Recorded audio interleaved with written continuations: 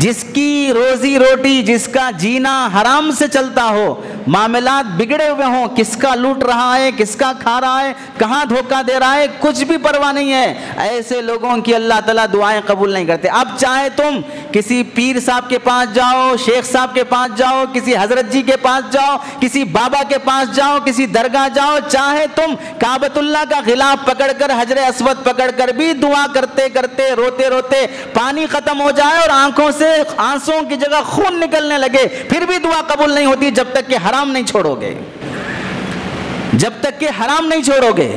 اللہ کے نبی علیہ السلام فرماتے ہیں فَأَنَّا يُسْتَجَابُ لَهُ، اس کی دعا قبول ہو ہی نہیں سکتی، کیسے قبول ہوگی اس کی دعائیں؟ دعا قبول ہونے کے لیے حلال روزی شرط ہے، حرام خوروں کی دعائیں قبول نہیں ہوتی ہیں۔ اگر کوئی دیکھتا ہے کہ حرام خور ہے، بہت آگے بڑھ رہا ہے، اس کا مطلب یہ ہے جیسے مچھلی پکڑنے کے لیے گل ڈالتے ہیں اور شروع میں بہت ڈھیلا چھوڑتے ہیں، یہ ایسے حرام خوروں کا آگے بڑھتے جانا، گل کو ڈھیلا چھوڑنا ہے، اور جب پکڑنے کی باری آتی ہے تو بڑی مچھلی بھی باہر اٹھا لی جاتی ہے، بڑے بڑے حرام خوروں کو بھی باہر اٹھا کے پھینک دیتے ہیں اللہ تعالیٰ۔ Thanks for watching. Don't forget to like, comment, share and subscribe to.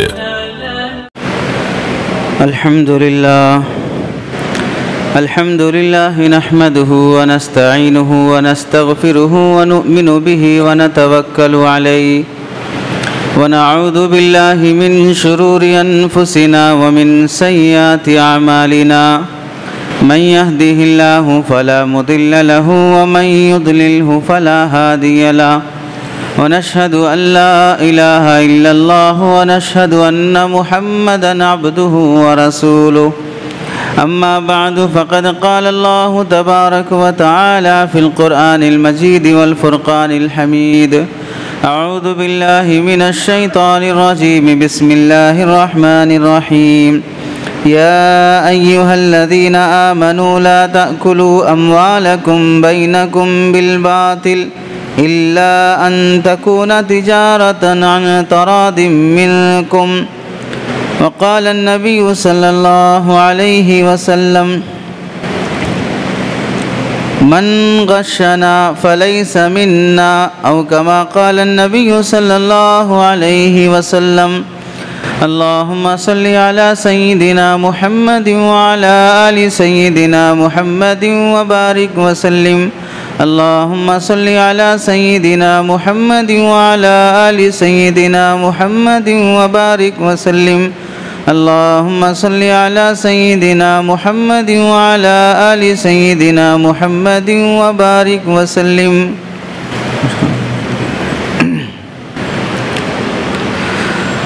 میرے محترم عزیزوں، بزرگوں اور دوستوں، قرآن مجید کی آیت اور حدیث پاک کی روشنی میں آپ حضرات کے سامنے جو بات عرض کرنی ہے وہ ہماری زندگی کا بہت اہم شعبہ ہے، اور وہ ہے ہمارے آپس کے معاملات کی صفائی۔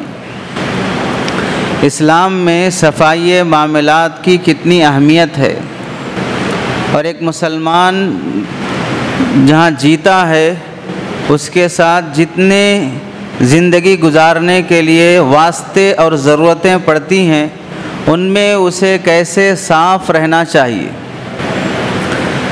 قرآن مجید کی آیت میں اللہ رب العزت ارشاد فرماتے ہیں یا ایھا الذین آمنوا، اے ایمان والوں، لا تأکلوا اموالکم بینکم بالباطل، آپس میں ایک دوسرے کا مال ناحق طریقے سے مت کھاؤ،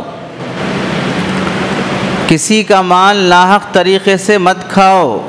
کھانے میں صرف منہ سے کھانا مراد نہیں ہے، کسی کا مال ناحق طریقے سے لینا بھی جائز نہیں ہے۔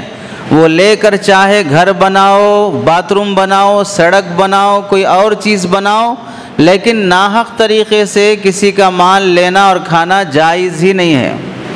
الا ان تکون تجارۃ عن تراض منکم، اگر کسی کا مال لینا چاہتے ہو تو عام طور سے جو صورت سماج میں پائی جاتی ہے وہ یہ ہے کہ بزنس، آپ کے پاس پیسہ ہے، دوسرے کے پاس کپڑا ہے، آپ کے پاس پیسہ ہے، دوسرے کے پاس چپل ہے، آپ کے پاس پیسہ ہے، دوسرے کے پاس مکان ہے، تو پھر یہ پیسہ دو اور وہ جو چیز تمہیں چاہیے وہ لو۔ الا ان تکون تجارۃ عن تراض منکم، مگر یہ کہ راضی ہو کر خوشی خوشی بزنس کر کے ایک دوسرے کا مال لے کر یوز کرو۔ دوسری آیت میں اللہ رب العزت ارشاد فرماتے ہیں وَأَحْسِنُوا إِنَّ اللَّهَ يُحِبُّ الْمُحْسِنِينَ، نیک بنے رہو، حسن اخلاق، حسن معاملات، اچھا مسلمان بن کے رہو۔ اللہ اچھے مسلمان کو بہت پسند کرتے ہیں۔ اچھا مسلمان نماز، روزہ، زکوٰۃ، داڑھی، کرتا پیجامہ، ٹوپی، پگڑی یہ بھی ہے، اور اچھا مسلمان سچا، جھوٹ نہیں بولنا، خیانت نہیں کرنا، معاملات کی صفائی ہونا، یہ بھی اچھا مسلمان ہے۔ ہمارے سماج میں اچھائی کو ہم نے پیاک کر کے رکھ دیا ہے، یہ خاص شکل و صورت میں۔ اگر کوئی مسلمان یہ شکل و صورت میں ہوگا تو پھر اچھا ہے، اور اگر کوئی مسلمان داڑھی نہیں ہے، کرتا پیجامہ نہیں پہنتا، پینٹ بوشرٹ پہنتا، تو پھر وہ اچھا نہیں ہے۔ اچھائی کو ہم نے ایک خاص حلیے میں منحصر کر کے رکھ دیا ہے کہ یہی لوگ اچھے ہیں، باقی سب خراب ہیں۔ اس واسطے بعض مرتبہ لوگ اس حلیے سے بھی دھوکہ کھا جاتے ہیں کہ یہ لوگ تو بڑے شریف ہوں گے۔ شرافت کا تعلق حلیے سے نہیں ہے، شرافت کا تعلق اندر دل سے ہوتا ہے۔ اس واسطے ساتھ رہ کر معاملہ کر کر دیکھنے میں پتہ چلتا ہے کون کتنا شریف ہے۔ کسی کے ساتھ ایک چلہ رہ لو، 4 مہینے رہ لو، 1 سال رہ لو، ساری زندگی رہ لو، لیکن کیسے؟ ساتھ صف میں کھڑے ہو کے نماز پڑھ رہے ہیں، تہجد پڑھ رہے ہیں، تلاوت کر رہے ہیں، اس سے اس کی عبادات کا پتہ چلے گا، اخلاق اور معاملات کا پتہ نہیں چلے گا۔ اسے یہ بول سکتے ہو کہ بڑے عبادت گزار ہیں، لیکن یہ نہیں بول سکتے کہ وہ بڑے دیندار ہیں۔ اسے بول سکتے ہیں کہ وہ بڑے عبادت گزار ہیں، اتنے پارے پڑھ لیتے، اتنی تلاوت کر لیتے، اتنے سجدے کر لیتے، لیکن ان کی دینداری کی گواہی ان کی تہجد سے نہیں دی جا سکتی ہے۔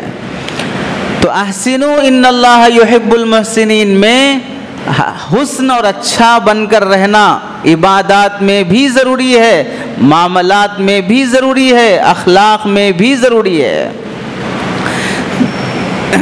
تیسری آیت میں اللہ رب العزت ارشاد فرماتے ہیں وَلَا يَحِيقُ الْمَكْرُ السَّيِّئُ إِلَّا بِأَهْلِهِ، اور جو آدمی چال بازیاں کرتا ہے، مکاریاں کرتا ہے، جھوٹ، دھوکے، خیانت کے ذریعے سے کسی کا بھی ناحق ہڑپنا چاہتا ہے، یاد رکھو وہ مکاری واپس لوٹ کر اسی کی طرف آئے گی۔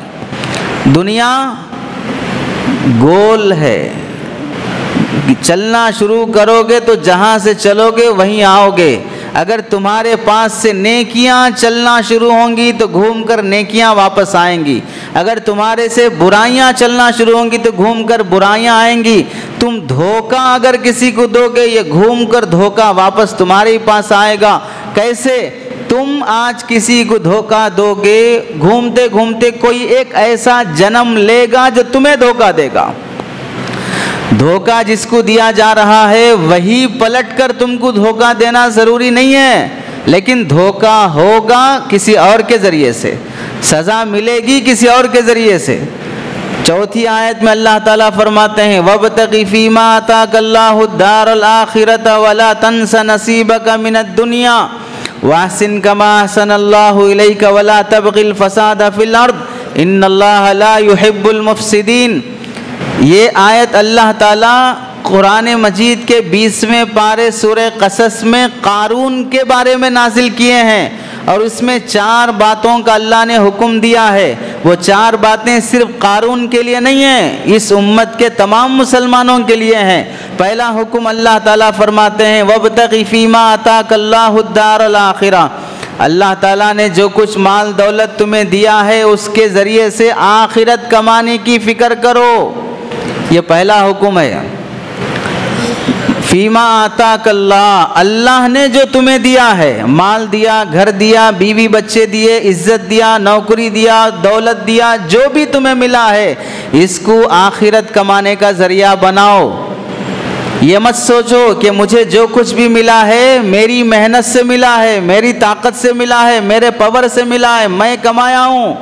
تمہارے جیسے بہت سے پہلوان ہر دن مرڈر کیے جا رہے ہیں، مارے جا رہے ہیں، یہ تمہاری طاقت اور محنت کا نہیں ہے، اللہ نے تمہیں دیا ہے۔ ایک ہی ہائٹ کا، ایک ہی وزن کا، ایک ہی خاندان کا ایک شخص کروڑ پتی ہے، دوسرا قرضوں میں ڈوبا ہوا ہے، تو اس کا مطلب اس کی جسامت میں، اس کے خاندان میں، اس کے نام میں کوئی فرق نہیں ہے، لیکن ایک کروڑ پتی ایک بھکاری ہے۔ وجہ کیا ہے؟ اس کو دیا اللہ نے اور اس کو نہیں دیا ہے۔ تو کبھی بھی جو ملا ہے اس کے بارے میں مت سوچو کہ میں کمایا ہوں، میرا ہے، یہ اللہ کا دیا ہوا ہے۔ اور حضرت شاہ جمال الرحمن صاحب دامت برکاتہم فرماتے ہیں مصیبت ہم مسلمانوں کی یہ ہے کہ ہم لوگ آنکھیں چاہتے ہیں لیکن آنکھوں میں اللہ کا حکم نہیں چاہتے، دل چاہتے ہیں، دل میں اللہ کی محبت اور اللہ کا حکم نہیں چاہتے، ہاتھ چاہتے ہیں لیکن ہاتھ میں اللہ کا حکم نہیں چاہتے، یعنی ہاتھ اللہ کا دیا ہوا ہے، یہ ہونا کوئی کاٹ کے لے نہیں جانا ہمارا ہاتھ، لیکن یہ ہاتھ کیسا یوز کرنا دیا ہوا اللہ کا ہے، لیکن یوز کیسا کرنا اپنی مرضی سے کریں گے، اللہ کے حکم سے نہیں کریں گے۔ یعنی یوں سمجھو کہ کسی کی گاڑی، کسی کی واشنگ مشین، کسی کی کوئی بھی سامان تمہیں ہونا، لیکن وہ کیسا یوز کرو بول رہے ہیں وہ نہیں ہونا، اپنی منمانی سے کریں گے۔ اللہ کی دی ہوئی یہ باڈی ہے، یہ سب ہونا، اس میں سے ایک ناخن بھی خراب نہیں ہونا تو بھی رشتے نہیں ہوں گے، ایک ناک کی نتنی بھی خراب نہیں ہونا تو بھی رشتے نہیں ہوں گے، لیکن اس بیوی کے ساتھ کیسا رہنا ہے، اس میں اللہ کے حکم کو نہیں عمل کریں گے۔ تو وَابْتَغِ فِي مَا آتَاكَ اللَّهُ، اللہ نے جو تمہیں دیا ہے اس سے آخرت کی کوشش کرو، یہ پہلا حکم ہے۔ جس کے پاس جو ملا ہے، کروڑ پتی اپنے کروڑ پتی ہونے سے آخرت کمانے کی کوشش کرے، اور جو مڈل کلاس کا ہے اپنی حیثیت میں رہ کر آخرت کمانے کی کوشش کرے۔ یہ دماغ بہت سے لوگوں میں بنا کہ بھئی ان کو کیا ہے، مزے کی زندگی ہے، وہ سارا دن مسجد میں پڑے رہ سکتے، وہ سارا وقت دین کا کام کر سکتے، وہ ساری زندگی فارغ ہو سکتے، وہ اپنی حساب سے فارغ ہیں، تم اپنے حساب سے فارغ ہو جاؤ۔ اگر کوئی آدمی کروڑ پتی ہے، اس میں سے 1,00,000 روپے اگر وہ صدقہ دیا تو کروڑ پتی آدمی کو 1,00,000 روپے صدقہ دینا کیا مشکل بات ہے، لیکن اگر کوئی آدمی 100 روپے کا مالک ہے، اس میں سے 2 روپے دے رہا ہے تو اسے 2 روپے دینا بھی بھاری چیز ہے، وہ اپنی حیثیت کے حساب سے دے رہا ہے۔ ایسا نہیں کہ میں کروڑ پتی نہیں ہوں تو میں کہاں دے سکتا ہوں، وہ اپنے حساب سے دیا، تم اپنے حساب سے دو، یہ زیادہ اہمیت ہوگا۔ تو جو دین کے کام میں لگے ہیں اپنی حساب سے لگانے کی کوشش کرو۔ دوسرا حکم ہے وَلَا تَنْسَ نَصِيبَكَ مِنَ الدُّنْيَا، اللہ نے دنیا میں جو تمہارا حصہ رکھا ہے اسے نہ بھولو۔ پورا آخرت کی طرف ایسا لگ گئے کہ اب دنیا کی فکر ہی نہیں ہے، اپنا ہے، میرا حق بنتا ہے، مجھے لینا چاہیے، بیوی بچوں کو پالنا چاہیے، میرے ذمے دوسروں کے حقوق ہیں، کوئی ٹینشن ہی نہیں ہے۔ وَلَا تَنْسَ نَصِيبَكَ مِنَ الدُّنْيَا، دین یہ نہیں بولتا کہ تم جنگلوں میں چلے جاؤ، تم سنیاسی بن کے رہ جاؤ، دیوداس بن کے رہ جاؤ، دین یہ نہیں سکھاتا ہے۔ دین یہ کہتا ہے کہ آخرت مقصود بناؤ، دنیا کو ضرورت بناؤ۔ تیسرا حکم ہے وَأَحْسِنْ كَمَا أَحْسَنَ اللَّهُ إِلَيْكَ، اللہ نے جیسا تمہارے ساتھ حسن سلوک کیا تم بھی دوسروں کے ساتھ حسن سلوک کرو۔ اللہ نے جس پوزیشن میں تمہیں بہتر رکھا ہے وہ 10 لوگوں سے بہتر ہے۔ ہر انسان اپنے سے نیچے والے کو دیکھ لے، میں اس وقت گرم پانی نہا کے آ رہا ہوں، کتنے لوگ ہوں گے جنہیں سردی اور بارش کے موسم میں بھی ٹھنڈا پانی نہانا پڑتا ہے، کتنے لوگ ہوں گے جنہیں مہینے گزر جائیں تو بھی انہیں کپڑے بدلنے کی توفیق نہیں، اس واسطے کے کپڑے ہے ہی نہیں ہیں، کتنے لوگ ہیں جنہیں رات کا نہیں 2 دن کا پڑا ہوا فٹ پاتھ پر کچرے کی کنڈی پر پڑی ہوئی سوکھی اور گلی سڑی ہوئی روٹیاں اٹھا کر کھاتے ہیں، اور میں رات کی روٹی صبح نہیں کھاتا ہوں۔ ہر بندہ یہ سوچ لے کہ ہر نعمت کے لحاظ سے میں دوسرے سے بہتر ہوں، ہر نعمت کے لحاظ سے میں دوسرے سے بہتر ہوں۔ اللہ فرماتے ہیں وَأَحْسِنْ كَمَا أَحْسَنَ اللَّهُ إِلَيْكَ، اللہ نے تیرے ساتھ بھلا کیا ہے تو دوسروں کے ساتھ بھلا کر۔ وَلَا تَبْغِ الْفَسَادَ فِي الْأَرْضِ، اور چوتھا حکم ہے زمین میں فساد مچانے کی کوشش مت کرو۔ تمہاری وجہ سے معاملات نہیں بگڑنا، تمہاری وجہ سے ماحول خراب نہیں ہونا، تمہاری وجہ سے جھگڑے لفڑے نہیں ہونا، اس کی کوشش کرو۔ یہ 4 حکم اللہ نے قارون کو دیے تھے، اور اگر ان باتوں میں سے کوئی بات آج کا مسلمان نہیں کرتا ہے تو پھر مطلب یہ ہوگا اس زمانے کا قارون جسے یہ باتیں کہی گئی تھیں، اس زمانے کا مسلمان بھی اس قارون کے درجے میں کہ وہ یہ کرنا نہیں چاہتا ہے۔ اس زمانے کا مسلمان بھی اپنی اپنی جگہ پر وقت کا قارون بنا ہوا ہے۔ اللہ جو یہ 4 کام کرنے کو کہہ رہے ہیں وہ یہ کرنے کے لیے تیار نہیں ہے۔ ان اللہ لا يحب المفسدین، تمہاری وجہ سے ماحول بگڑ گیا، معاملات خراب ہو گئے، اللہ ایسے لوگوں کو پسند نہیں کرتے، ان کا کبھی ساتھ نہیں دیتے۔ اس کے بعد حدیث پاک میں اللہ کے نبی علیہ السلام فرماتے ہیں انما الناس کالابل، لوگوں کی مثال ایسی ہے جیسے کہ جنگل کے اونٹ ہوتے ہیں۔ پہلے زمانے میں سواری کے لیے، دودھ دھونے کے لیے اور کھیت کھلیان میں ہل چلانے کے لیے اونٹوں کا استعمال ہوتا تھا، جیسے آج گاؤں دیہات میں بیل کا استعمال کرتے ہیں۔ تو انسانوں کی مثال اونٹ کی طرح سے ہے۔ ہر اونٹ سواری بننے کے قابل نہیں ہوتا، ہر اونٹ المیۃ لا تکاد تجد فیہا راحلۃ، اونٹوں میں سے 100 اونٹوں میں سے ایک بھی تمہیں ایسا نہیں ملے گا جس پر ہم کجاوا رکھ کر اسے اپنی سواری بنا کر سفر کر سکیں۔ یعنی مطلب ہر آدمی معاملات میں اپنے سے جڑنے کے قابل نہیں ہوتا۔ وہ بعض اونٹ کھیت کھلیان کے قابل ہوتے، بعض اونٹ پانی اور بوجھ اٹھا کے لے جانے کے قابل ہوتے ہیں، اور بعض اونٹ وہ ہوتے ہیں جسے ہم سواری بنا کر اپنے ساتھ پوری دنیا کی سیر کر سکیں۔ ایسے ہی بعض لوگوں کو دور جنگل میں ہی رکھنا پڑتا، بعض لوگوں سے ڈسٹینس مینٹین کرنا پڑتا، بعض لوگوں کو قریب کرنا پڑتا ہے۔ ہر انسان دل کے قریب ہونے کے قابل نہیں ہوتا ہے۔ اور ایک حدیث میں اللہ کے نبی علیہ السلام فرماتے ہیں رحم اللہ رجلا سمحا اذا باع و اذا اشترى و اذا اقتضى، اللہ تعالیٰ اس بندے پر رحم کرے، اس پر اللہ کی رحمتیں اترے، اللہ کی برکتیں نازل ہو۔ نبی کی دعا ہے، رحمتوں اور برکتوں کی دعا ہے۔ کس کے بارے میں؟ جو آدمی درگزر کرنے والا ہے، بیچتا ہے، خریدتا ہے، اپنا حق کسی کے پاس اٹکا ہوا ہے اس سے مانگتا ہے، تو ہر جگہ پر نرمی اور درگزر سے برتاؤ کرتا ہے۔ میرا حق ہے، دینا ہی دینا پڑے گا، نہیں دوں گے تو عزت نکال دیں گے، نہیں دوں گے تو نہیں دیں گے تو روڈ پہ لا دیں گے۔ مانگنے میں، خریدنے میں، بیچنے میں آدمی حسن اخلاق اور درگزر سے کام لے۔ چنانچہ اللہ کے نبی علیہ السلام کی ایک تیسری حدیث میں ہے، پہلے زمانے میں ایک بندہ جس کے نامہ اعمال میں، ابو داؤد شریف کی روایت ہے، پہلے زمانے میں ایک بندہ جس کے نامہ اعمال میں زیادہ نیکیاں نہیں تھیں، اس کے انتقال کے بعد جب اس کے نامہ اعمال دیکھا گیا تو پورے نامہ اعمال میں سوائے ایک نیکی کے کوئی ایسی نیکی نہ تھی جس کی وجہ سے مغفرت کر دی جائے۔ اور وہ نیکی کیا تھی؟ اس کے دکان میں کوئی بھی گاہک آتا اور وہ مجبور یا کمزور ہے، وقت پر پیسے نہیں دے سکتا، تو اپنے نوکروں کو بول کے رکھا تھا کہ اگر ضرورت مند غریب یا محتاج آدمی آئے تو اسے سودا دے دو، اور جو ٹائم پہ وہ پیسہ لوٹائے اس وقت میں لوٹانے کی اجازت، اسے رخصت دے دو۔ یہ اس کے پاس ڈھیل تھی، ہر ایک کے ساتھ ٹائٹ نہیں کرتا تھا۔ اللہ تعالیٰ نے اسی ایک نیکی کی وجہ سے اس کی مغفرت فرما دیا، اسی ایک نیکی کی وجہ سے اس کی مغفرت فرما دیا۔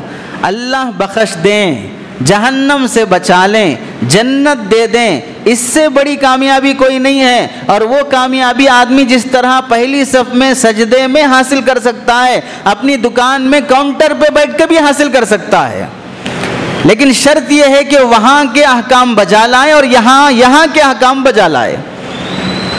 اور ایک واقعہ علماء نے لکھا ہے، ایک بندہ اپنے زمانے کا تاجر، اس زمانے میں اصلی اور نقلی دونوں پیسے چلتے تھے، جیسے آج کل بھی اصلی نوٹ نقلی نوٹ چلاتے ہیں لوگ۔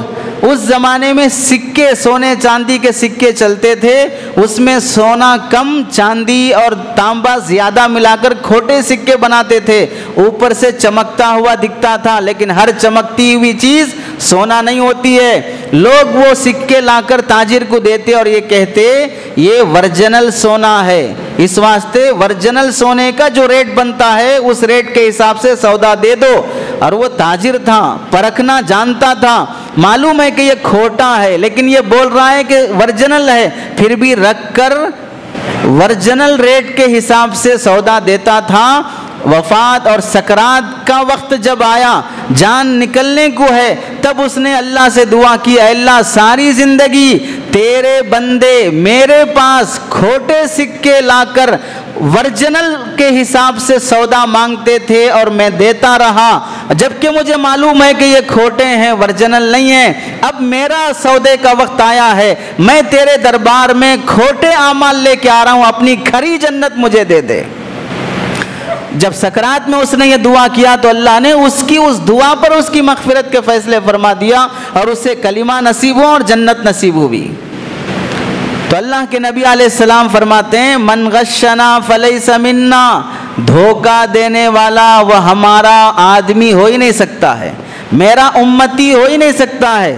اس حدیث کا پہلا جملہ ہے من حمل علینا السلاح فلیس منا، جو مسلمان بھائی پر ہی چاقو تلوار اٹھائے اور اسے قتل کر دے وہ میرا امتی نہیں ہو سکتا ہے، وہ میرا امتی نہیں ہو سکتا ہے۔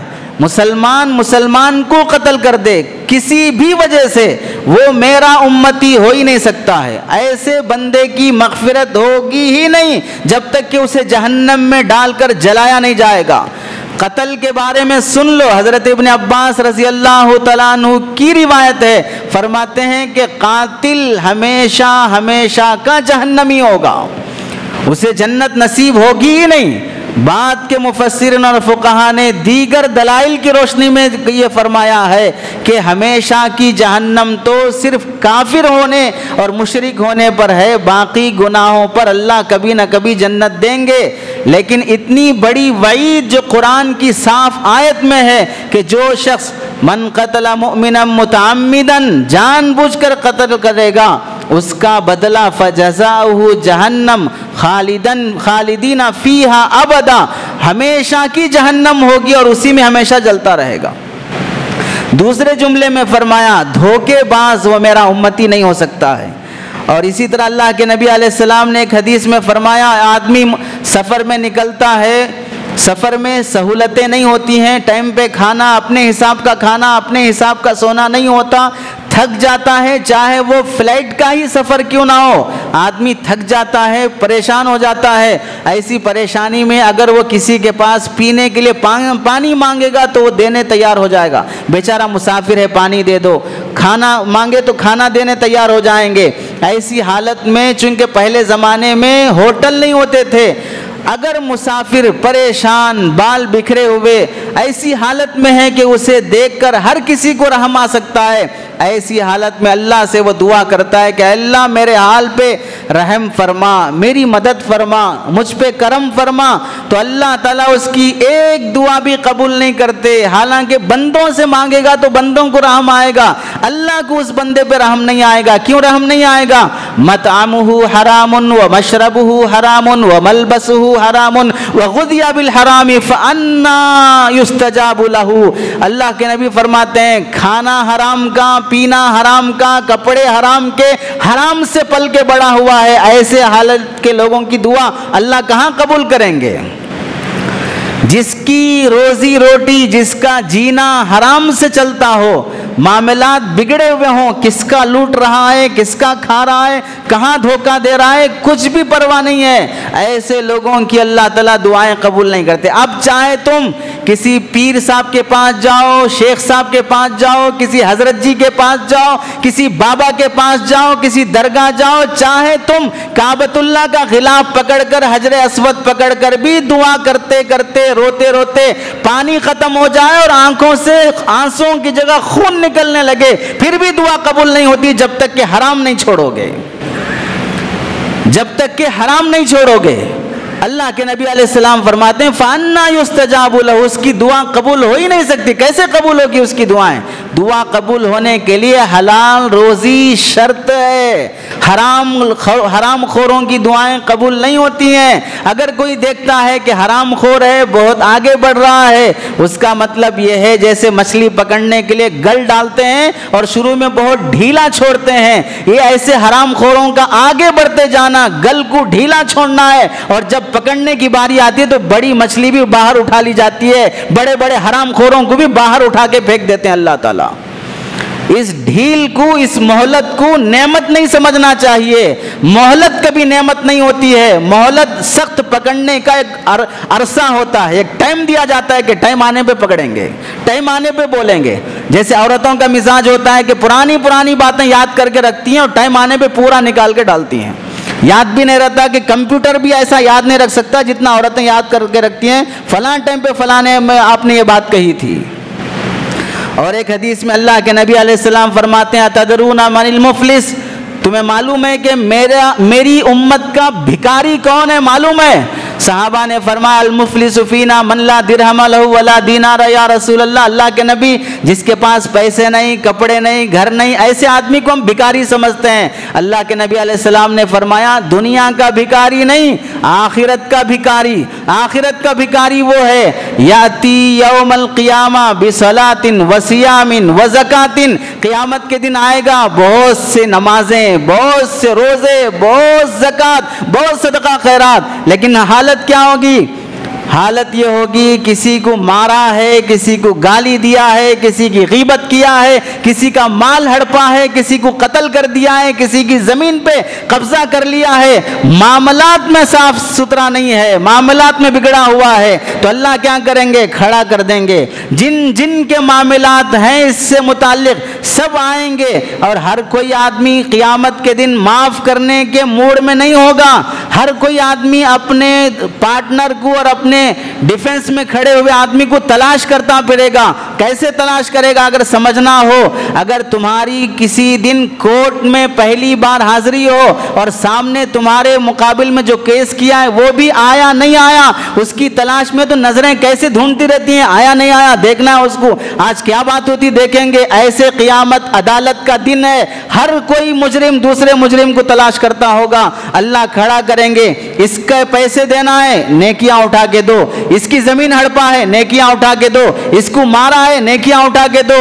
ساری زندگی کے نماز، روزے، زکات، صدقہ، خیرات، تلاوت سب برباد، ٹوپی، داڑھی، کرتا پیجامہ سب چیزیں ہیں، لیکن عبادات معاملات کے مسئلے میں آڑے نہیں آ سکتے، عبادات معاملات کے گڑبڑ کو بچا نہیں سکتے، تو ساری عبادتوں کا ثواب غارت ہو جائے گا۔ حق مانگنے والے کھڑے ہوئے ہیں، اس کے پاس نیکیاں نہیں ہیں، تو اللہ فرمائیں گے ان سب کے گناہ اٹھا کر اس پہ ڈال دو، جنت میں جانے والا جہنم میں جانے گا، جنت میں جانے والا جہنم میں جائے گا۔ تو اللہ کے نبی فرماتے ہیں یہ اصل بھکاری ہے، آیا تھا بڑی نیکیوں کے ساتھ، جنت کا مستحق سمجھا جاتا تھا، لیکن 2 قدم کے فاصلے پر تھا کہ جہنم میں چلا گیا، یہ آخرت کا بھکاری ہے۔ اب ہم میں سب دیکھ لیں کہ ہم میں سے کون کون آخرت کا بھکاری ہے، کس کے مجھ سے حقوق متعلق ہیں۔ اور ایک حدیث میں اللہ کے نبی علیہ السلام فرماتے ہیں، حضرت ابو ہریرہ رضی اللہ تعالیٰ عنہ راوی ہیں، حضرت ابو ہریرہ فرماتے ہیں اللہ کے نبی علیہ السلام ایک محلے سے گزرے، فَإِذَا إِنسَانٌ يَحْمِلُ لَنَا لَبَنًا يَبِيعُهُ، تو حضرت ابو ہریرہ رضی اللہ تعالیٰ عنہ فرماتے ہیں میں ایک محلے سے گزرا، وہاں پر دیکھا کہ ایک آدمی دودھ بیچ رہا ہے، یحمل لبنا یبیعہ، دودھ بیچ رہا ہے، فنظر الیہ، حضرت ابو ہریرہ نے وہ دودھ دیکھا، دودھ دیکھنے کے بعد سمجھ میں آ جاتا ہے پانی ملایا کہ نہیں ملایا، تو حضرت ابو ہریرہ نے دیکھا تو فیدا ہوا قد خلطہ بالماء، اس نے دودھ میں پانی ملایا ہے، تو حضرت ابو ہریرہ نے فرمایا کیف بک اذا قیل لک یوم القیامہ خلص الماء من اللبن، اس دودھ بیچنے والے سے فرمایا حضرت ابو ہریرہ نے آج تم نے دودھ میں پانی ملا دیا ہے، خریدنے والے کو پتہ نہیں چلے گا، کل قیامت کے دن جب تم سے کہا جائے گا خلص الماء من اللبن، دودھ الگ کرو پانی الگ کرو، جب تم سے یہ کہا جائے گا اور جب تک الگ نہیں کرو گے اس وقت تک تمہیں جنت میں نہیں ڈالا جائے گا، تب اس دن تمہارا کیا حال ہوگا۔ آج تو ایسی ہوشیاری سے مکاری اور دھوکے بازی چلتی ہے، سامنے والے کو پتہ بھی نہیں چلتا یہ اصلی گھی ہے، اصلی شہد ہے، اصلی تیل ہے۔ گولڈ ڈراپ، گولڈ کا ریٹ بڑھتے جا رہا ہے، ڈراپ کا ریٹ سستا ہوتا جا رہا ہے، اور ہر کوئی آدمی کھانے کی فکر میں ہے کہ بھئی اس سے بڑا ٹیسٹ رہتا ہے۔ کوئی بے حیا اور بدتمیز اور بازاری قسم کی عورت صرف ایڈ دینے کے لیے آ جائے، وہ تیل گیا بھاڑ میں، لیکن وہ ایڈ دیکھ کر خریدنا شروع کر دیں گے، چاہے وہ صحت کے لیے مفید ہو، مضر ہو، کوئی بھی چیز ہو۔ تو حضرت ابو ہریرہ نے فرمایا ملاوٹ والی چیزیں کل قیامت کے دن ان سے کہا جائے گا ورجنل الگ کرو اور ملاوٹ الگ کرو۔ اور کیا ہوگا اس دن جب جنت میں نہیں بھیجا جائے گا؟ آج بڑی عزت سے جی رہے ہیں اور کل دھوکے بازوں کی لائن میں کھڑا کیے جائیں گے۔ حضرت ابو ہریرہ رضی اللہ تعالیٰ عنہ کی روایت ہے، فرماتے ہیں پچھلے زمانے میں ایک آدمی شراب بیچتا تھا۔ شراب بیچنا حرام کاروبار ہے، اس زمانے میں حلال تھا، ابتدائی اسلام میں بھی شراب حلال تھی، بعد میں حرام ہوئی ہے۔ تو وہ شراب میں کشتی کے ذریعے سے شراب کی بوتلیں کشتی کے ذریعے سے لے کے دوسرے گاؤں جاتا، جب کشتی پانی پر سے گزرتی تو تھوڑا پانی اٹھا کر وہ شراب کے بوتلوں میں بھر لیتا۔ آج بھی دودھ والے جہاں نل دکھا وہاں کھڑے ہو کے بوتل میں سے پانی بھر لیتے یا بوتل خرید کے بھر لیتے ہیں۔ تو شراب میں پانی ملا دیتا، اس کی کشتی میں اس کے ساتھ وہ ایک بندر بھی پالا تھا۔ کشتی جب 20 سمندر میں پہنچی تو بندر اس کے پیسوں کی تھیلی لے کر اوپر چڑھ گیا اور 1 درہم سمندر میں اور 1 درہم جہاز میں ڈالنے لگا، آدھے پیسے جہاز میں آدھے پیسے سمندر میں۔ جب تاجر نے دیکھا کہ تھیلی غائب ہے اور آدھے پیسے یہاں پڑے ہیں اور آدھے پیسے بندر اوپر سے ڈال رہا ہے، تو پھر اللہ کی طرف سے غیب سے آواز آئی تیرے شراب کے پیسے یہ ہیں، اور ملاوٹ کا پانی سمندر سے لیا تھا وہ پیسے سمندر کو مل گئے، وہ پیسے سمندر کو مل گئے۔ اور آج اس بندر اور اس سمندر کی بدلی ہوئی شکل کیا ہے؟ اس بندر اور اس سمندر کی جگہ پر بڑے بڑے ڈاکٹر اور بڑے بڑے لائر اور ججز بیٹھے ہوئے ہیں۔ حرام کہاں سے بھی کماؤ، گھما پھرا کر کہاں جانا پڑے گا؟ یا تو ڈاکٹر کے پاس یا تو لائر کے پاس، وہاں جا کر پورا حرام واپس کرنا پڑے گا۔ تو حرام آیا کہیں سے بھی ہو جائے گا حرام میں ہی، حلال آیا کہیں سے بھی ہو حلال جگہ پر ہی خرچ ہوگا۔ اسی واسطے اکابر علماء فرماتے ہیں کہاں خرچ کر رہا ہے یہ دیکھ کر ہم بتا سکتے ہیں کہ یہ کہاں سے آیا ہے، چونکہ اگر صحیح جگہ خرچ ہو رہا ہے تو پھر معلوم ہے کہ صحیح جگہ سے آیا ہے۔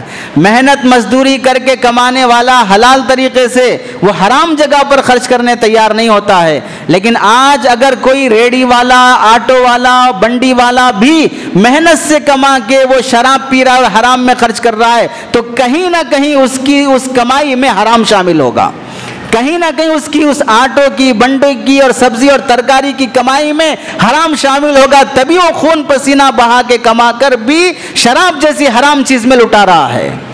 حلال سے آئی ہوئی چیز حرام میں نہیں جائے گی۔ اور آخری حدیث اللہ کے نبی علیہ السلام فرماتے ہیں لا یحل مال امرئ مسلم الا بطیب نفسہ، مسلمان کا مال حلال نہیں ہوگا اس کی خوش دلی کے بغیر۔ کسی کے پاس کوئی بھی چیز ہو وہ تمہیں لینا جائز نہیں ہے اس کی اجازت کے بغیر۔ باہر چپل رکھے ہوئے ہیں، کس کے نہیں معلوم، آپ کو باتھ روم جانا ہے کسی کی بھی پہن کے چلے گئے، پوچھا نہیں کس کے ہیں، یہ حرام ہے۔ آدھے پون گھنٹے یا 5 منٹ کے لیے بھی کسی کے چپل بغیر اجازت کے پہن کے جانا جائز نہیں ہے۔ کسی کے بھی چپل ہیں پہن کے چلے گئے، باتھ روم مسجد کے ہیں، یہ ہمارے باپ کی جاگیر نہیں ہے۔ اس باتھ روم کا غلط استعمال، دیواروں پہ کچھ لکھ دینا، ضرورت سے زیادہ پانی خرچ کر دینا، گٹکا تمباکو کھا کے پھینک دینا، سگریٹ پی کر وہاں پھینک دینا، وہ ان لوڈنگ کی جگہ ہے، وہاں لوڈنگ ہو رہی ہے، وہاں غلاظت صاف کرنے کی جگہ پر ہے، وہاں پر دم مار رہے ہیں، وہاں پر گٹکا کھا رہے ہیں، وہاں پر گانجا پی رہے ہیں، گندی جگہ پر کھانے کی عادت ہو جانا کتنی گری ہوئی عادت ہے.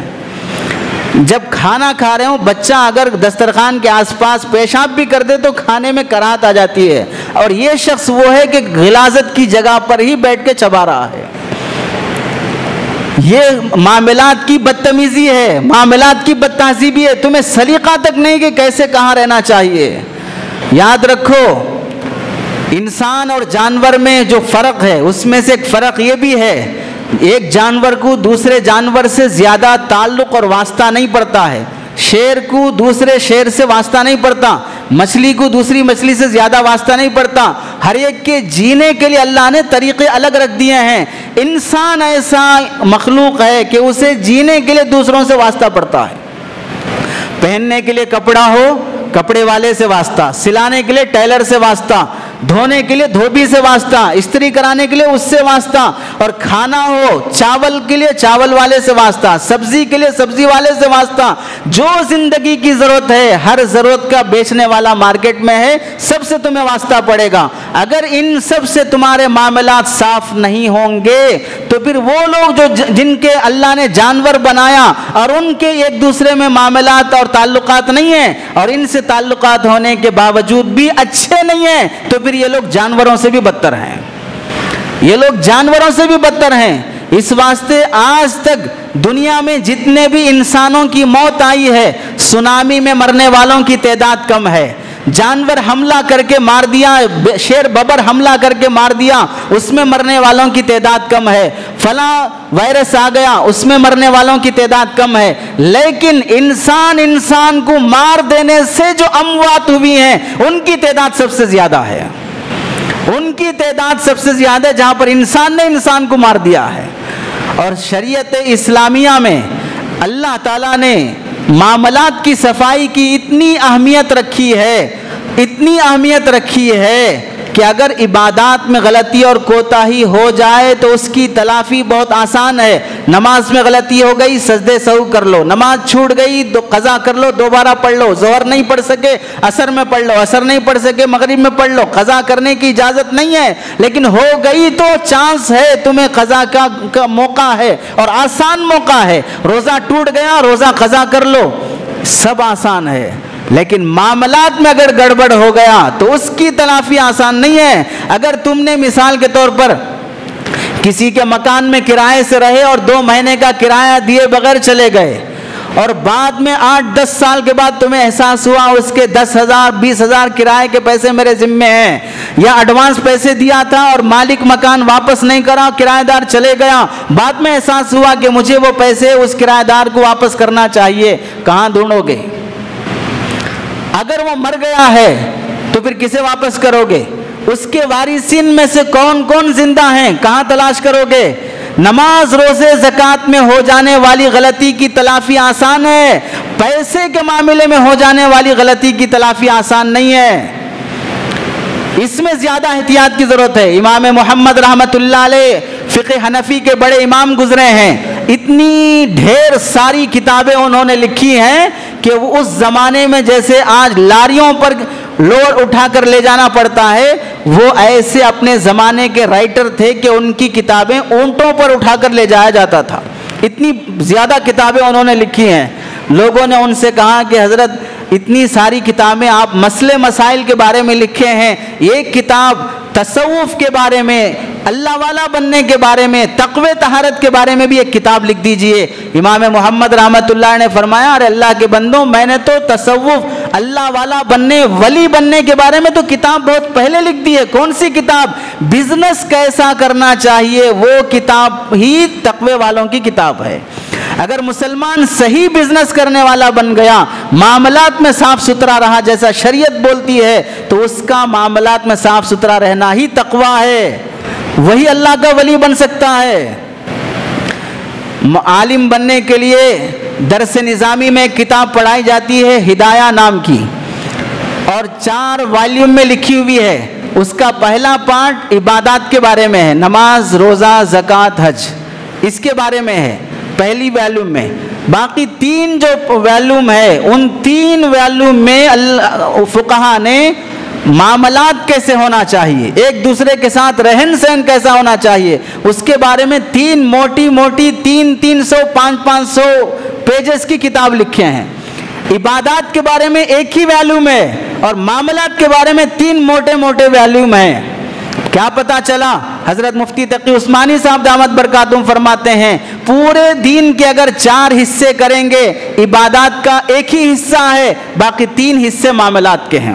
اور آج مسلمانوں میں ایک کمزوری آ گئی ہے کہ جب سے ہمارا سیاسی نظام برباد ہوا کہ مسلمانوں کی حکمرانی چلے گئی اور غیروں اور جمہوریت کی حکمرانی آنے کے بعد سے ایک مکاری یہ ہو گئی کہ مسلمانوں کو ان کے عقیدے، ایمان، نماز، روزہ، زکوٰۃ اور یہ مسجدیں، مدرسے، یہ سب بنا کے عبادات تو تم اپنے حساب سے کر لو، باقی بزنس کیسا کرنا، کانٹیکٹ کیسا ہونا اور دوسرے معاملات کیسے ہونا وہ قانون ملک بنائے گا، وہ قانون کافر حکمران بنائیں گے۔ اسی واسطے لوگوں کی نظر میں داڑھی، ٹوپی، کرتا پائجامے کی جتنی اہمیت ہے، نماز، روزے، زکوٰۃ کی جتنی اہمیت ہے، حلال حرام کی تمیز کی اتنی اہمیت نہیں ہے۔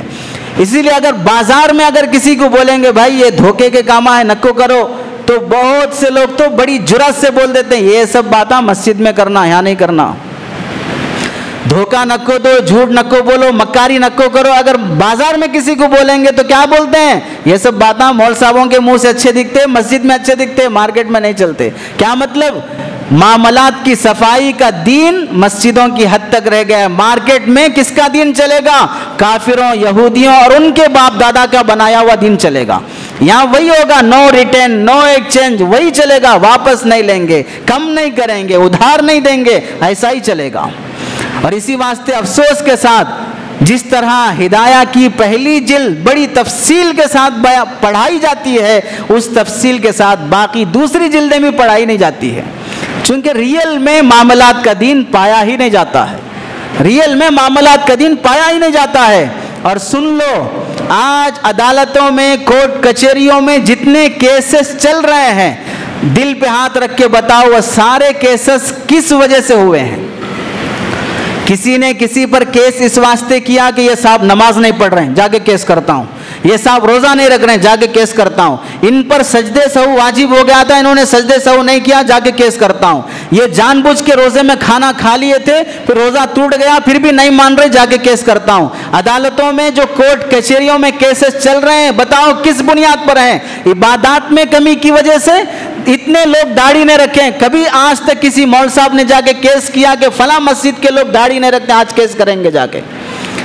پوری عدالتیں عبادات میں کمی کی وجہ سے نہیں بھری ہیں، پوری عدالتیں معاملات میں کمی کی وجہ سے بھری پڑی ہیں۔ یہ اس کی زمین لوٹا، یہ اس کا پیسہ لوٹا، یہ اس کا گھر قبضہ کیا، یہ اس کے پیسے نہیں دیا، یہ اس سے 20 لاکھ قرضہ لے کر واپس نہیں کر رہا ہے، یہ اسے چیک دے کر بھی، چیک باؤنس ہو جانے پر بھی شرم حیا نہیں آ رہی ہے۔ یہ سارے جھگڑے کورٹ کچہریوں میں چل رہے ہیں معاملات کی وجہ سے۔ یہاں تک کہ اگر بھائی نماز نہیں پڑھ رہا ہے، ایک تبلیغی ہے اور دوسرا غیر تبلیغی ہے، نماز نہیں پڑھ رہا ہے، اٹھائے گا، کوشش کرے گا، اس پر کوئی کیس نہیں ہوگا۔ لیکن اگر بھائی میں، پراپرٹی میں اگر مسئلہ بگڑ گیا تو ایک بھائی دوسرے بھائی کے خلاف کیس کرنے پہ تیار، بیٹا باپ کے خلاف کیس کرنے پہ تیار۔ ساری نفرتیں بھری پڑی ہیں عدالتوں میں معاملات صاف نہیں ہونے کی وجہ سے۔ ایک دوسرے کا منہ دیکھنا نہیں چاہتے، جنازہ پڑھنا نہیں چاہتے، نام سننا نہیں چاہتے، اولاد پر شفقت کا ہاتھ بھی رکھنا نہیں چاہتے۔ بھائی کا بیٹا ہے، بھائی سے نفرت، اس کی اولاد سے بھی نفرت ہے۔ یہ سب کیوں؟ کسی کے عبادات میں کمی کی وجہ سے نہیں ہے، معاملات میں کمی کی وجہ سے۔ اسی واسطے آج بڑی شرم سے کہنا پڑتا ہے، اگر مسلمان جو مسجد کا مسلمان ہے وہ بازار اور مارکیٹ کا بھی مسلمان ہوتا تو کبھی بھی مسلمان بدنام نہیں ہوتا، کبھی بھی مسلمان بدنام نہیں ہوتا۔ جس طرح صفیں سیدھی کرتے وقت اگر کوئی خلا رہ جائے تو بڑی شرافت سے بلاتے ہیں، صاحب تشریف لائیے، آگے کی صف پوری کر لیجئے۔ نمازوں میں جس طرح آگے بلانے کی ٹینشن ہے، بازار میں بھی اگر کوئی مارکیٹ میں پیچھے ہو رہا ہے، اس بیچارے کو بھی ہاتھ پکڑ کر صاحب آپ بھی آگے آئیے، آپ بھی بزنس کیجئے۔ اگر اس طرح ایک دوسرے کے ساتھ رحم دلی ہوتی تو کبھی کسی کو بازار میں لوٹنے کی نیت سے نہیں آتا تھا۔ یہاں آگے بلاتے ہیں، وہاں پیچھے کھینچتے ہیں، وہاں ٹانگ کھینچتے ہیں، یہاں ہاتھ پکڑ کے بلاتے ہیں۔ सारी नफरतें अदालतों में और उलमा के पास, मुफ्ती साहबों के पास, दारुल इफ्ताओं में जितने मसाइल आते हैं उनमें तो ऐसे बंदे जो बहुत थोड़ा दिन जाते हैं वो पूछते हैं मौलवी साहब ये नमाज कैसा पढ़ना, ये रोज़ा कैसा रखना, ये लोग हैं। बाकी जो पैसा कमाने में आगे हैं वो ना इबादत का दीन पूछना चाहते हैं, ना मामलात का दीन पूछना चाहते हैं, बल्कि बहुत से लोगों के जहन में ये बिजनेस के बारे में मौलवी साहबों को क्या मालूम रहता, बिजनेस के बारे में मौलवी साहबों को क्या मालूम रहता। उनको नमाज रोजे के मसले पूछे तो बोलते ये बिजनेस कैसा करना, वो बिजनेस कैसा करना, उनको क्या मालूम रहता। फिर कौन बोलेंगे? गूगल बोलेगा, यूट्यूब बोलेगा, इनका बाप मोदी साहब बोलेंगे, फिर कोई और बोलेंगे। जैसा हलाल हराम की तमीज़ के बगैर बोलते जाएंगे उससे फॉलो करते जाएंगे, चाहे उसकी वजह से नस्ल बर्बाद हो जाए। और सुन लो, हराम कमाया एक जगह से जाता है लेकिन उसकी नौसतें दसियों जगह फैलती हैं। मसलन तुमने एक ज़मीन में किसी को धोखा देकर 10 लाख रुपए हराम से कमा लिए, लेकिन ये 10 लाख रुपए एक जगह से आए हैं, लेकिन इसकी नौसत कितनी जगह पर होगी? इससे कपड़े खरीदोगे, सौदा खरीदोगे, गाड़ी खरीदोगे, मकान खरीदोगे, बीवी बच्चों को खिलाओगे, माँ बाप को दोगे, जहां जहां ये पैसा जाएगा सब जगह नौसत आती जाएगी, सब जगह नौसत आती जाएगी। सर्दी के मौसम में आइसक्रीम एक खाया था लेकिन असर पूरी बॉडी पे होता है, नज़ला, सर्दी, जुकाम, जिस्म दर्द, ये सब एक आइसक्रीम से हुआ है। एक हराम के लुक़मे से पूरा घर का निज़ाम बर्बाद हो जाता है।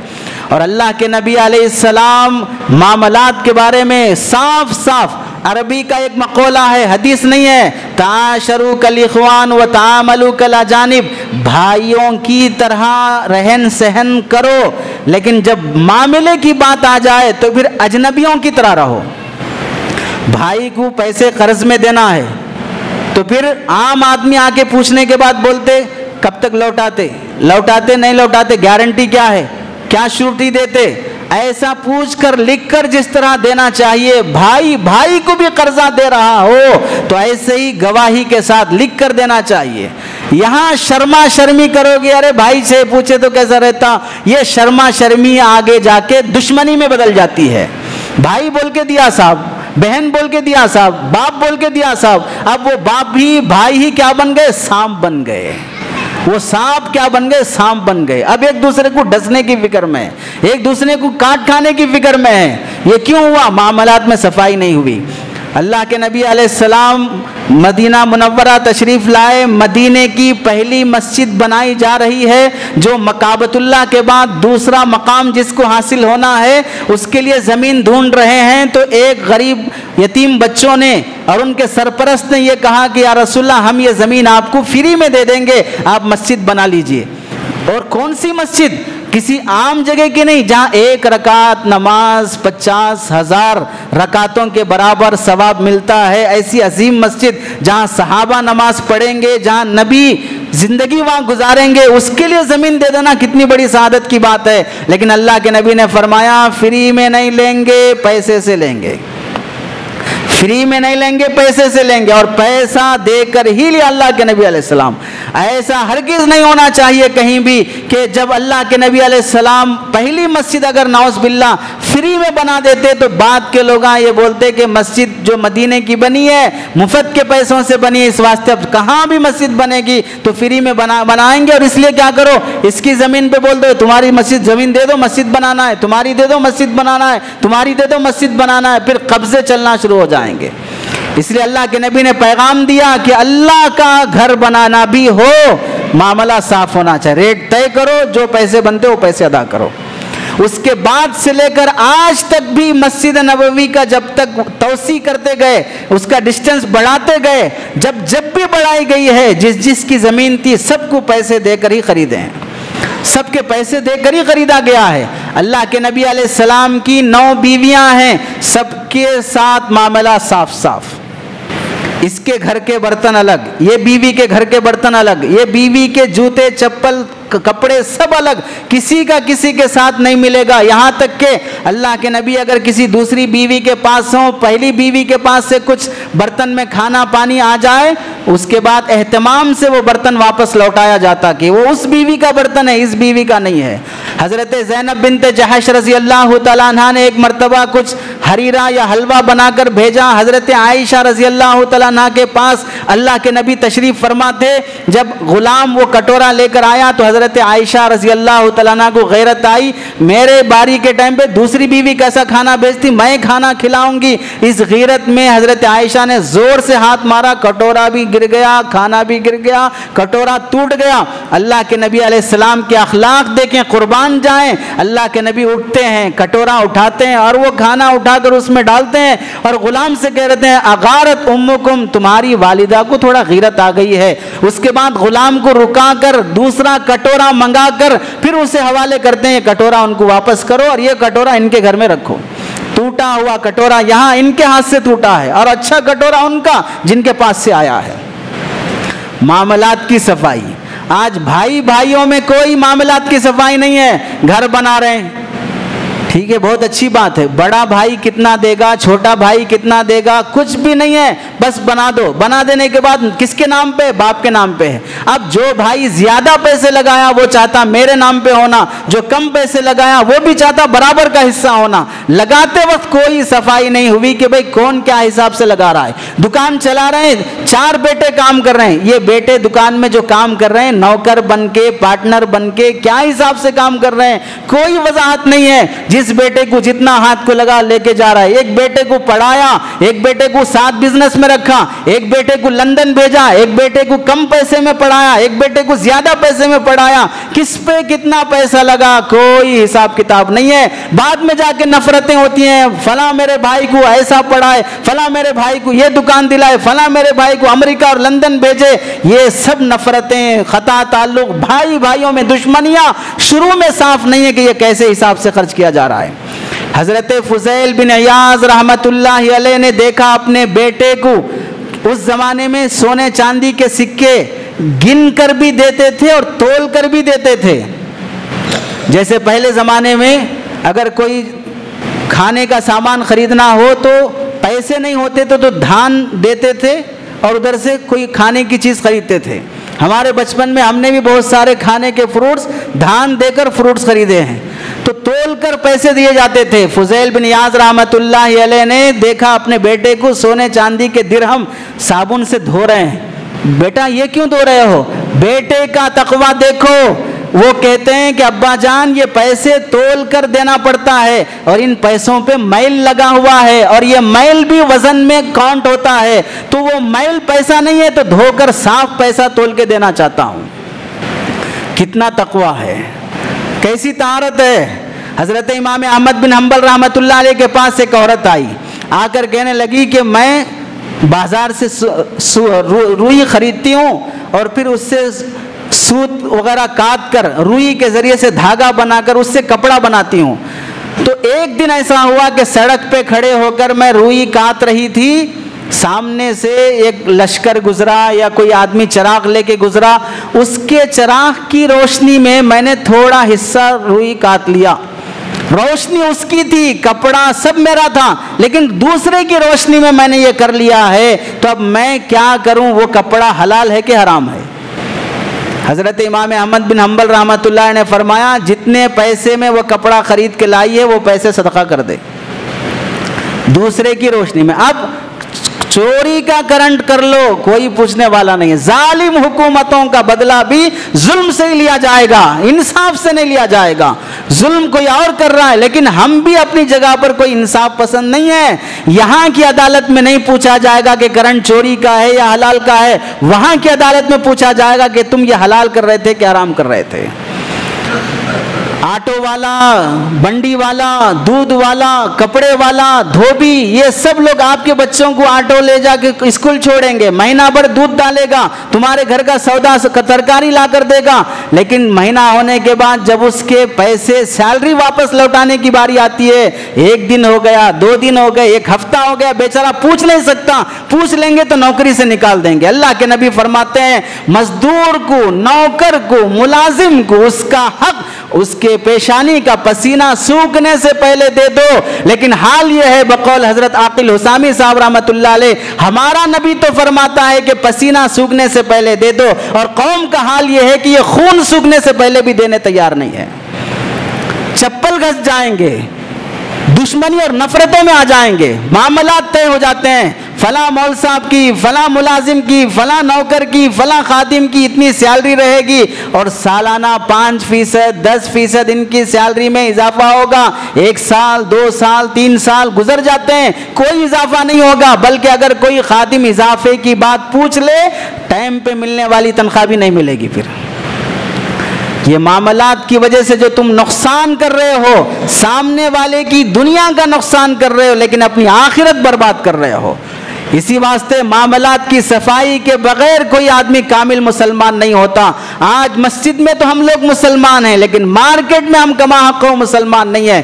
اس واسطے لوگ اسلام کو بدنام، مسلمان کو بدنام، شریعت کو بدنام، نعوذ باللہ ہمارے نبی علیہ السلام پر انگلیاں جو اٹھائی جا رہی ہیں، اللہ گواہ ہے کہ نبی کے ناخن سے لے کر سر کے بال تک ایک بھی کمی نہیں ہے، ایک بھی غلطی اللہ کے نبی علیہ السلام کی نہیں ہے، لیکن ویسے پاکیزہ نبی پر اگر انگلیاں اٹھائی جا رہی ہیں، ہم جیسے غلط مسلمانوں کی وجہ سے انگلیاں اٹھ رہی ہیں۔ ہمیں ان کا آئیڈیال اور نمونہ جیسا بن کے رہنا چاہیے تھا، ویسا نہیں بن سکے، جس کی وجہ سے آج کے غلط مسلمانوں کی وجہ سے اسلام بدنام ہو رہا ہے۔ یاد رکھو، جب بھی اگر کہیں بھی ہار جیت کی بات آئے گی، وہاں پر مسلمان ہارے گا، اسلام نہیں ہارے گا۔ وہاں مسلمان ہارے گا، اسلام نہیں ہارے گا، چونکہ وہ ڈھنگ کا مسلمان نہیں ہے۔ اگر وہ ڈھنگ کا مسلمان ہوتا تو اسلام جیسے ہر زمانے میں جیتا ہے، مسلمان بھی ہر زمانے میں جیتے گا۔ اس لیے اپنے معاملات کو صاف رکھو۔ ایک حرام تو وہ ہے سود، رشوت، چوری، اسے سب لوگ حرام سمجھتے ہیں، ایسے حرام خوروں کو سب لوگ حرامی بھی کہتے ہیں، لیکن دوسرا حرام وہ ہے جو ہمارے معاملات میں گھس آیا اور اسے ہم حرام بھی نہیں سمجھتے، اسے ہم حرام بھی نہیں سمجھتے۔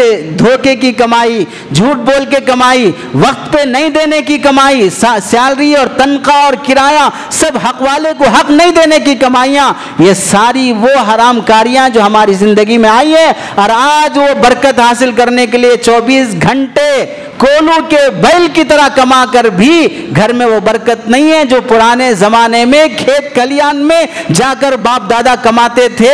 آج بڑی بڑی آفس اور کمپنیوں میں اے سیوں میں بیٹھ کر کما کر بھی وہ برکت نہیں ہے۔ وجہ معاملات کے صفائی نہیں ہونا۔ اللہ سے دعا ہے کہ اللہ عمل کی توفیق نصیب فرمائے۔ آمین۔ وآخر دعوانا الحمدللہ رب العالمین۔